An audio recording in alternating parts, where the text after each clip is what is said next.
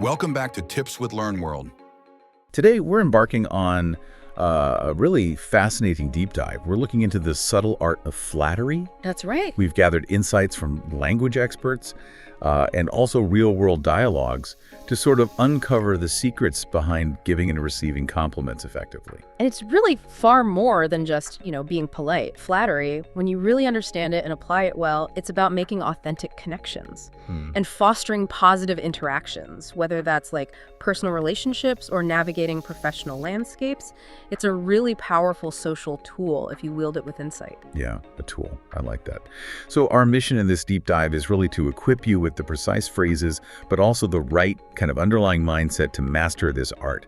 We want your English to sound not just correct, but genuinely natural, confident in these nuanced situations. We're going to explore the psychology behind why certain compliments land well, how they're used across different contexts, and also what you need to keep in mind to ensure your flattery always feels sincere, or at least comes across that way. Right. Comes across as key sometimes. So let's unwrap this intriguing topic. Okay. So maybe to start to really get to the heart of it, what exactly do we mean when we talk about flattery? Is it always about, genuine admiration, or can it sometimes be something a bit more strategic? Well, that's where it gets really interesting, isn't it? Flattery isn't always a direct reflection of, let's say, inner admiration. No. Sometimes it functions more as a social lubricant. A lubricant, yeah? A way to maintain harmony or maybe open lines of communication, even if the underlying feeling isn't entirely sincere. Think about those conversations like, our source dialogue between Valerie and Darlene. Right. You hear things like, wow, you look amazing. I love what you've done with your hair. Or you haven't aged a day. Classic ones. Right. And what really struck me in that dialogue was the twist at the end. One of them then says, quite bluntly, I cannot stand that woman or her obnoxious daughter. Huh. Yes. It just really highlights that flattery can be a very common, almost expected social behavior sometimes. Absolutely. It might be less about expressing deep affection and more about just navigating social space politely, even when your personal feelings are quite different. Yeah. It's a way to keep things smooth on surface. Precisely. And that begs the question, if the flattery isn't entirely heartfelt, what is its purpose then? Often it's about avoiding conflict, maybe making a polite exit, or as you said, just smoothing over interactions. Yeah. In that same dialogue, they also used phrases like, by the way, I heard your son recently graduated, which is actually a really clever, polite way to pivot. Pivot to a new topic, or even subtly extract information without being too direct. It's much more about social strategy in those cases, rather than, deep emotion. That's a great observation, like a soft entry point for something else. And before we dive deeper into specific phrases, maybe it's worth quickly defining a couple of terms from that dialogue just for clarity. Good idea. We heard bar exam, which is, the formal test lawyers have to pass in many places to actually practice legally. Right, high stakes test. And then obnoxious, that adjective for someone, or something truly annoying or, offensive. So the daughter was apparently really irritating. Exactly. Very irritating. Okay, so now let's explore the actual language you can use. Maybe starting with compliments about appearance. Yeah, sounds good. It's a very common starting point for flattery, isn't it? Because it's often visible and feels relatively safe. Definitely. We heard Valerie say, I love what you've done with your hair. And the beauty of this phrase, I love what you've done with, is just how incredibly versatile it is. Oh, yeah. It's not just for hair. You can use it for anything someone has changed or improved or put effort into. Like, I love what you've done with your new house, or maybe I love what you've done with your garden and it looks so beautiful. The power here, I think, is you're not just complimenting the result, but you're acknowledging their choice and their effort. Yeah. That feels more personal. You've hit on something really important there. It's about validating their agency, their choices. Similarly, you haven't aged a day. That's a classic. A total classic. It really is. It's a very common and flattering way to tell someone they look young and great, even if it's, a bit of a playful exaggeration. Right. The charm often comes from a lighthearted delivery. Simpler, more direct compliments work too, like, you look great today, which is friendly, casual, or I love your style, or perhaps that color looks amazing on you. And if a new item of clothing particularly suits them, that jacket suits you perfectly is excellent, really specific. And when we say suits you perfectly, it implies it's sort of harmonizes well with their overall look, maybe their personality. Exactly. It feels more specific than just looks good. Hmm. Another great one is, you've got great taste. This is wonderfully broad, isn't it? Yeah, very broad. You can use it if their fashion, their furniture, maybe even their music choices impress you. It speaks to their, discernment. Yes, their judgment. And when it comes to complimenting children, common phrases are, he's so handsome, or she's absolutely beautiful. Right. And what's fascinating there is how those compliments often extend to the parents, right? Making them feel good by proxy. Oh, definitely. Phrases like, she must get it from her mom, or he gets his good looks from you. They're powerful because they compliment both the child and subtly praise the parent's contribution. Yeah, that's clever. Valerie used a similar structure. He's such a handsome guy. He gets his looks from his mother, of course. No. He is such a adjective guy. Structure is also incredibly useful. How so? Well, you can just swap the adjective, he is such an intelligent guy, or even, about a situation, this is such a good day. Very flexible. That's a solid point. It really makes the compliment feel so much more natural, sort of integrated into the conversation. Yeah. And flattery works beautifully when commenting on someone's home, too. It's such a personal space. Indeed it is. Natural phrases might include, your place is lovely, or you've made this place so warm and welcoming. Nice. If it's your first visit, something like, I love what you've done with the living room, acknowledges their specific choices and effort again. And maybe this space really reflects your personality. That shows you've paid attention to them through their environment. Oh, but that one. Yeah, it makes the compliment about their unique identity, not just, the decor. So, moving beyond appearances and homes, which are kind of external, how do you flatter someone based on their character or their talents? This feels like a deeper level. It absolutely is. And this is where flattery becomes, I think, more emotionally intelligent and truly impactful. For personality, you might say something like, you're such a good listener, or you always know how to cheer people up. Those are great. Phrases like, you make people feel comfortable, or even, there's something calming about the way you talk, show genuine emotional awareness. They acknowledge a quality that benefits others, which is a very high form of praise, really. I love that. It really goes beyond the superficial, doesn't it? It shows you're truly paying attention to who they are, not just what they look like or what they own. It validates their intrinsic worth. Exactly. And when it comes to work or talents, you could say, you're really talented at what you do. Or maybe, I'm always impressed by your creativity. A phrase like, you make it look easy is interesting. How so? Because it admires their apparent effortless skill, but it also subtly acknowledges the effort probably behind it. You're sort of implicitly saying, I know this isn't actually easy, but you're so good, you make it seem so. Ah, right. Yeah. That's nuanced. Yeah. And for creative fields, things like your attention to detail is amazing, or you have such a good eye for design, are powerful because they're specific. They highlight a skill that takes real dedication. And shifting gears a bit, what about in business settings? How does the tone, or maybe the strategy, shift there? Is it still about authenticity, or does that strategic aspect we mentioned earlier become more pronounced? It definitely becomes more strategic, I'd say. But it still needs to feel genuine to be effective. You can't fake it too much. Right. People can often tell. Absolutely. In professional settings, flattery is a valuable communication tool. It can build trust, improve teamwork.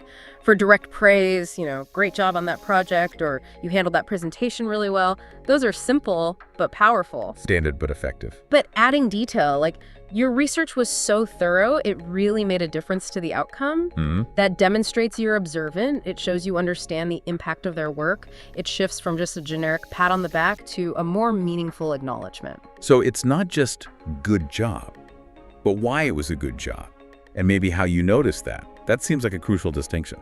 Precisely. And in meetings, you can encourage teamwork with phrases like, I really like what you said earlier, made me think about X, or that's a great point, I hadn't thought of it that way. Well, those are useful. Yeah, they not only flatter, but also encourage further collaboration. It brings people in.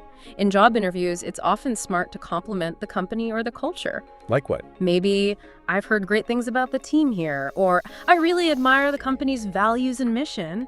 Shows you've done your homework. Right. And something simple like, thank you for making me feel so welcome, shows appreciation and helps create a friendly tone right from the start. Good tip for interviews. And what about when you're speaking to someone in a higher position, say a manager or a senior colleague? Yeah. How do you navigate flattery there without it sounding, obsequious or like you're just sucking up. Yeah, that's a fine line to walk. Yeah. The key is subtlety and professionalism. Definitely focus on their impact or their specific skills. Okay. For instance, I've learned a lot from watching how you lead the team, especially in navigating difficult conversations. That sounds genuine. Or, I appreciate the way you give such clear feedback. It genuinely helps me improve. These sound mature and thoughtful because they highlight specific, valuable traits that benefit you or the team, not just empty praise. Specificity, again. Exactly. And in written communication, like emails, flattery is often paired nicely with gratitude. Thank you for your support. Your guidance on Project X truly helped me succeed. Highlighting soft skills is also good, like you have a great way of bringing people together. That builds trust and shows your emotional intelligence too. Okay, interesting. Can flattery be used effectively when you're maybe about to ask for something? Because sometimes that can feel a bit like a setup, can it? It can feel like a setup, but it can also be a polite and effective strategy, yes, if it's framed correctly. The key is it shows respect for the person's expertise before you ask. So phrases like, "You're really experienced in this area. Would you mind sharing your thoughts on this challenge?" Or maybe, "I value your opinion highly. Can I ask you a quick question about why?" Complimenting someone before a request shows you acknowledge their knowledge or skill, which often leads to a more open, more willing conversation. So it greases the wheels a bit. It can, yeah. Thanks. But the key, again, is you have to genuinely respect their expertise for it not to sound manipulative. So sincerity, or at least, as you said, perceived sincerity, seems absolutely crucial across the board. Absolutely, without question. Over-flattering or sounding insincere instantly undermines your credibility. People see right through it. Yeah, it backfires. Big time. And the more specific you are, the more authentic your compliment generally feels. So instead of a really generic, "You're amazing," try something like, "Your ability to stay calm under pressure is really impressive. I admire how you handle it." See the difference? Much better. Much more concrete. And also, complimenting progress, not just the final result, is often highly appreciated. That's a good one. Yeah, because it acknowledges the journey, the effort involved. For instance, "I've seen how much effort you've put into mastering this new software. It's really paying off." That recognizes the dedication, which is so important. Okay, now, shifting gears slightly, what about when you're on the receiving end of a compliment? How do you accept it gracefully, without sounding, I don't know, arrogant, or maybe dismissing it entirely? That's just as important, isn't it? Accepting graciously. Honestly, a simple thank you that means a lot goes a very long way. Simple but effective. Or you could say, "I really appreciate that." Or even, "You just made my day." These expressions are direct. They show you value their words. It's really about accepting the gift of their praise. Accepting the gift. I like that framing. And then there's that specific phrase, it feels almost rhetorical sometimes, that we keep circling back to. That's flattering, right? Yes, that's flattering, right? It's a really common and versatile response to a compliment, especially maybe when it's a bit surprising or particularly strong. The word flattering itself means something that makes you appear or feel more attractive or impressive.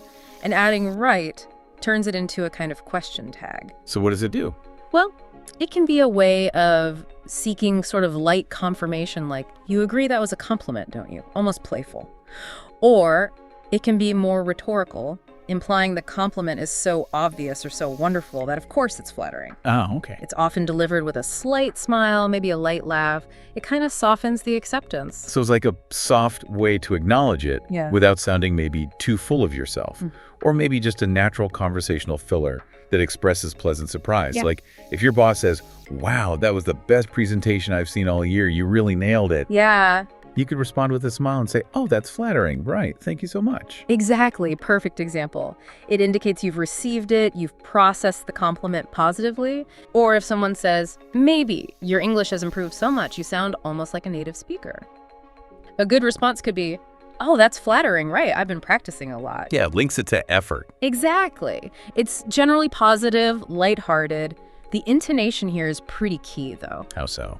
Well, a rising tone on right can make it sound genuinely questioning, maybe a little surprised, whereas a falling tone can make it more rhetorical, implying, yes, that is indeed flattering. Got it. Subtle difference in delivery.